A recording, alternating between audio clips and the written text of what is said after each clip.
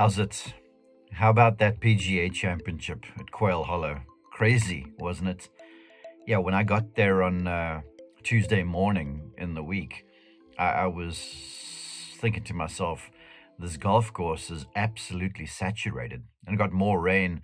And I was thinking to myself, there's very little chance that this golf course will turn into the real challenge everyone was hoping it was going to be. And then, with some miraculous work from the two superintendent and his staff, and Quail Hollow showed out over the weekend.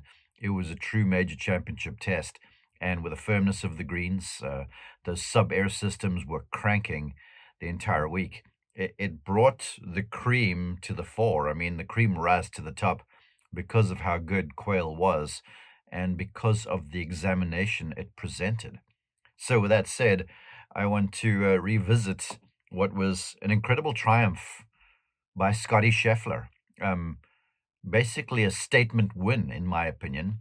All the noise and all the conversation had been about Rory McIlroy, deservedly so, coming in. But Scotty was like, nah, not so fast. I'm still around. I'm still the top of the pile. I'm still the guy. And he proved he was the guy. And there are a lot of lessons that you can learn from Scotty. The first one is he talked about preparation. And I mentioned the weather when I got there Tuesday morning. Well, Monday was essentially a washout. And Scotty does not play the Truist Championship, or has not played the Truist Championship. So the only time he had been at Quail Hollow, as far as my memory serves, was in the President's Cup. So unlike a McIlroy or other guys, Justin Thomas, that play the Truist, formerly the Wells Fargo Championship, who knew the course really, Scotty came in with light preparation. And with Monday being a washout, he did not have the adequate time to prepare. So, what happened in rounds one and two when it was that megawatt group of Scotty, Rory, and Xander Schauffele, top three players in the world golf rankings? Scotty didn't have his best stuff, ball striking wise, but he found a way to put together a score. And when he was asked about it, he said, honestly, I didn't have the proper preparation time. And that got me to thinking. Now, I think that statement sort of was lost in the wash a little bit. And here's the world's number one player acknowledging that he didn't get the preparation in that he normally would. So it got me to thinking. And the thought that popped into my mind for all of us golfers who want to improve is like, are we preparing adequately? Yes, Scottie Scheffler coming into a major championship, not having his best stuff early, and he blamed it on the lack of preparation. Not that he hadn't worked at home prior to the event, not that he hadn't done what he needed to, but just in terms of golf course preparation and doing the work that's required to ensure that when the pressure gets up, you have something to fall back on. Now, I'm not saying you need to hit 1,000 balls. I'm saying, though, that certain shots, the more you repeat them, the more your chances of success under pressure are heightened.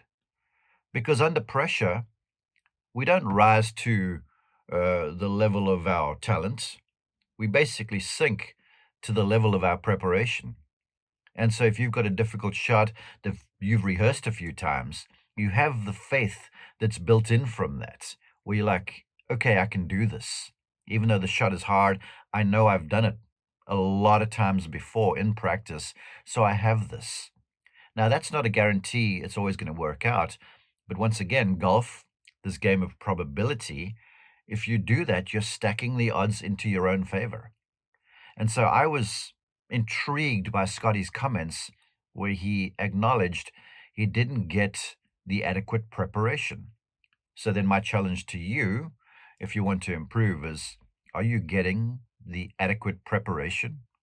Are you doing what's required to get the chips in your favor, to set the probability in your favor? Are you hitting enough practice balls? Are you working enough on your short game? Are you working enough on your putting? You're working on your mental skills. Are you familiar with a tournament golf course in such a way that if you're caught with your pants down somewhere, you know the best route to get out of there with limited damage. That's preparation, real preparation, Scottie Scheffler style preparation. And then I want to pivot with that thought in mind to also the post round work. After every round, Scotty would be on the range with his coach, Randy Smith, and they'll go over the fields he was hitting.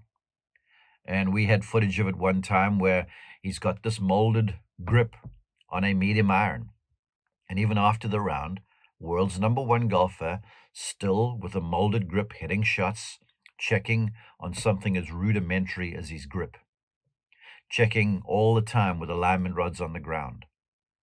He's the world's number one golfer, and he's constantly checking his grip, the leading edge of the club face, and then that the things are properly aligned.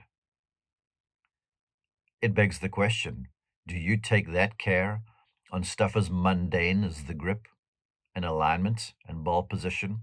The reality is it's not mundane. They're very, very important, but it's a whole lot more boring stuff than what it is when you're working on your golf swing and what other move you're working on. So Scotty, each round would play, then go out there afterwards, and it wasn't swing reconstruction. It was just checking on the basics. Then once he had done that, he'd grab the putter and go to the green and check on the basics. Every single day. Every single day. I'm saying it again. Every single day he would do this. Scottie Scheffler is the preeminent player in the game. And he does the basic stuff every single day, ad nauseum. And I believe it's why he is as good as what he is. Now, to that, another point I wanted to make, and I jump ahead to the final round, where Scotty had the biggish lead following the flourish at the end of the third round over the green mile, where he essentially accelerated into the lead. So he comes into the final round, final group, starts off not hitting the ball very well at all, a number of left misses. And he dropped a few shots, and all of a sudden, the gap had closed. But he just kept on doing his thing. Then on the 8th hole and then the 9th, he hit 2 tee shots, and this is by his own admission, that he felt like he hit really well. And when the one on the 9th went down the left side of the fairway, he asked his caddy, Ted Scott, he's like, man, I hit that well. I don't know what to do now, basically. And Ted said, well, it was a good swing. Why don't you just check your alignment? Why don't you just aim more right if we've seen a number of left shots? And that's the lesson too. I often used to say to my college players, if you see a trend, it's something you can rely on. If you're seeing two-sided misses, you can't really rely on anything. So when Scotty was consistently missing to the left-hand side, and Ted said to him, hey man, why don't you just aim more right? Scotty then, in post-tournament comments, was like, okay, I just squared up my shoulders. And the second 9, the last 9 of the tournament, he drove it on a string down the fairway, made a few birdies, and iced the big victory. So something as simple as alignment. Again, those basics. Yes, Scheffler making the adjustment mid-round because he saw a trend. So if you see a trend, it's something you can rely on. So instead of going, okay, well, I'm seeing this a lot, and then you try and change your swing, remember the golf ball travels because it gets 4 messages from you and your golf club. Face alignment, swing path, angle of attack, speed. And if you're seeing a trend and you understand ball flight dynamics, you can make modifications to that data, those interactions, by changing alignment, by changing ball position, very easily. You can take a swing path that's 4 degrees to the left and make it fairly neutral by aiming to the right.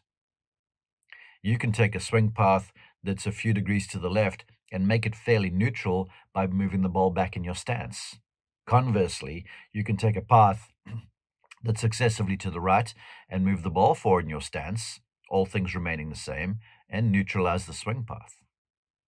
That's how you fix problems. You don't start changing motor patterns, not during the middle of a round. That's a bad idea. So, another lesson from the masterclass that is Scottie Scheffler. It's the basics. You've heard that thing, KISS. Keep it simple, stupid. Well, let's do that. I think in golf, we've made all too much of the fact that there's so much going on, and we can make the golf swing sound like we basically curing cancer. We're figuring out world tension. It's just an interaction between a club and a ball, and you can influence the parameters of that by some very fine, smart adjustments. So that's Scheffler in a nutshell to me. Scheffler in a nutshell also, because we've talked about the preparation, we've talked about the post-round work, checking out those fundamentals. Then we saw in the final round how he applied that by changing some body alignment to get really good over the second and last nine. Then I want to talk about the fact, and this was his comments, he was asked about golf, essentially, and playing under pressure. And he, and I paraphrase, talked about don't panic, reset. Because in the first two rounds, he wasn't playing that well. And early on, and that's when the huge mud bowl debacle was brought to bear. He was up in the fairway on the par 4 16th, wind out of the right, back hole location, mud on the golf ball, hits this big pulled hook into the water, and the mud bowl thing became the deal. But Scotty afterwards, and I think that went amiss in the transcripts because everyone was making a big noise about the mud balls. Scotty said, "I did a good job of managing it afterwards. Instead of panicking about the mud ball and the double bogey I just made," he said, "I settled down and basically cobbled together a round of 2 under par 70 to remain relevant." So he talked about don't panic, reset. So if stuff starts going wrong, panic is the worst thing that can happen. When stuff starts going wrong, you have to settle down. You have to chart your path. You've got to be myopic. You've got to reset and pull yourself back to the job at hand, as opposed to going, oh, it's all going wrong, and I'm getting mud balls, and I'm not swinging well, and I'm missing putts, and all of the stuff, and then you become your own worst enemy, instead of Scotty, the masterclass, who doesn't. Scotty just gets his ducks in a row, starts to chart his course, saying, okay, I know it's not perfect, but I'm going to find a way because I'm going to do the right thing. Don't panic, reset. That's what Scottie Scheffler talked about.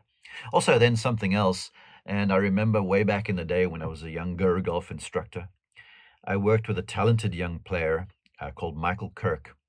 Played in the DP World Tour, Sunshine Tour, here on the PGA Tour for a season, and he was a really good player at the University of Nevada, Las Vegas, and played for a legendary coach there who preached to his team. And Michael Kirk shared this lesson with me, and to this day, I commend Coach Knight, and I use it. And the mantra was, always play your final 3 holes well, or give it your best shot to finish strong. For the UNLV team, the promise was, if you play the final 3 holes under par, you're going to do great. I say to bogey golfers, if you play the final 3 holes with a bogey and a couple pars or something to that effect, you're going to accelerate and overtake a few people. You're going to win the bets.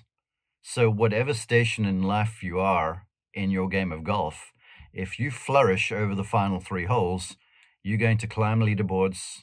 You're likely going to win tournaments because as the pressure gets higher, people tighten up. So as people tighten up, they lose focus, they make late errors. As they make late errors, they tumble down leaderboards. And as the great Jack Nicklaus once said, great mind like Scottie Scheffler, incidentally, I've just got to make pars.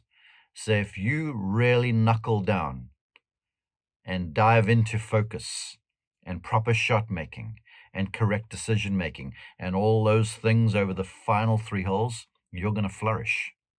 Now, I said I'd talk about it. That Saturday finish on a difficult day at the PGA Championship over the Green Mile, 3 really, really hard holes, where Scotty finished with a par on 16, a birdie, a bonus birdie on 17, then an extra one out of a divot on 18 fairway. That just speaks to pure resolve. Because before then, on a tough day, He was playing okay, but he wasn't playing great. But it's almost like it was one of those moments where Scotty said, "You show me the moment and I'll show you the man." And he was up for it. And that quick flourish all of a sudden extended the lead. And I don't want to say the tournament was done and dusted because it never is, but he assumed the lead that turned into the advantage that was basically there at the end of the tournament. So if you really knuckle down, if you be brave, if you make the right decisions, as I say, if you hit the correct shot, not necessarily a good shot, and you play the final 3 holes well, if you flourish on your final 3 holes, you will be pleasantly surprised how many people you overtake. You might not make your best score, but you will win more bets. You will lower your handicap. If you're a tournament player, you'll likely climb podiums a whole lot more because those final 3 holes, as far as rounds of golf go, are so important. And consider this really quickly. You'd rather make mistakes early than late, because late they stay with you until the next round. But if you make mistakes early in the round, that's preferable over the late mistakes because you got time to make it up. You got still time to make the round good. And Scotty was not at his best Saturday. In fact, he'd fallen away from the lead some. But that quick finish, all of a sudden, it was like, where did he come from? Well, where he came from was a guy who was just lurking around the place. Then, quick finish into the lead, which would eventually turn into a really commendable, tremendous victory in the 107th playing of the PGA Championship. Bravo, Scottie Scheffler. I tip my cap to you for some wonderful play, both mentally and physically. So let's learn from Scotty. Preparation, fundamentals. When stuff is going wrong, and I promise you it will, don't panic, reset, flourish over your final 3 holes by good decision making and the like. And then, oftentimes it's just the basics. The basics will carry you to the success that you're so looking forward to, and what I'm so looking forward to for you. Sometimes, and here's my parting shot, sometimes I think we can make too big a deal of what's required to play good golf. At its root, golf is a game of distance and direction. And if you're good at distance control, you're stacking the odds in your favor. And if you get the direction pretty well, you're avoiding biggish numbers. So if you keep it simple that way, almost like Scottie Scheffler, I feel like you'll reduce some of the noise, that mental noise that's sometimes going on. Because if you watch Scottie Scheffler play, it looks like it's as simple as you can get it. And there's no excess noise around him. He creates that environment in his mind, and I know you can too. And I know you are able, even though there are time constraints, to make sure you get adequate preparation in. Be like Scotty. Be like Scotty. It'll stand you in good stead.